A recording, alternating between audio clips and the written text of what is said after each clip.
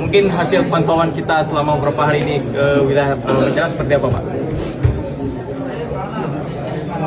Cuman buah hati ya, juga dengan rasa was-was karena kita lihat beberapa kabupaten yang urgent sekali, yang parah sekali, lebih banyak korban jiwa, berkali di 4 kabupaten kota, di Teming, Aceh Timur, Aceh Utara, dan sebagian Biriun. Itu yang paling cepat kita sesali. Itu yang boleh buat bencana alam. Setiap bencana ada hikmahnya. Itu saja. Mualim, ada berapa titik mualim yang Cileng dari Sawang, dari Seh Baru, Mertuala. Bagaimana keadaan saudara-saudaranya dia sampai sejauh ini? Di Seh Baru, Sawang, sampai itu Babah Bulu. Ini yang kita bimbangkan. Saya rasa banyak korban. Banyak sekali korban itu. Seperti saya bilang tadi, dasar jembatan tenis itu yang lebih kurang 400 sampai 500 santri hilang. Mualim, kondisi rumah Mualim, ada berapa tempat Mualim? Kondisi rumah di semua kabupaten, di 4 kabupaten kota itu yang berat, rumah kayu semua hilang. Rumah kayu tidak dapat, kalau yang tambah pun ada 4.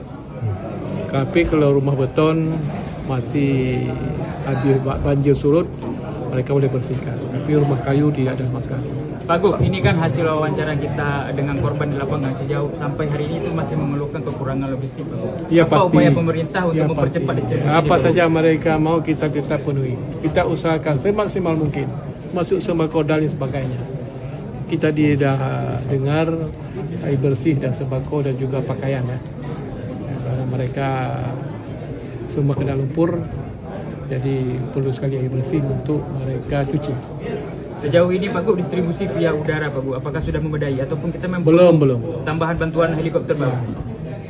Betul, helikopter tidak seberapa, cuma hanya membuat 1 sampai 2 ton. Kita perlu Hercules yang boleh buat sampai 5-6 ton lah. Karena kita boleh supply ke daerah terpencil. Aceh Tamiang gimana kondisinya, Pak? Jadi hancur lebih. Atas sampai bawah, sampai jalan, sampai ke laut, habis semuanya. Yang paling teruk ialah Aceh Tamiang. Pak Gup, Ya. untuk mempermudah distribusi hingga ke posko-posko, ada nggak instruksi kita sampai ke kecamatan dan juga perangkat desa untuk mengambil barang bantuan ke posko, Pak? Sudah kita instruksikan sampai kecil-kecil.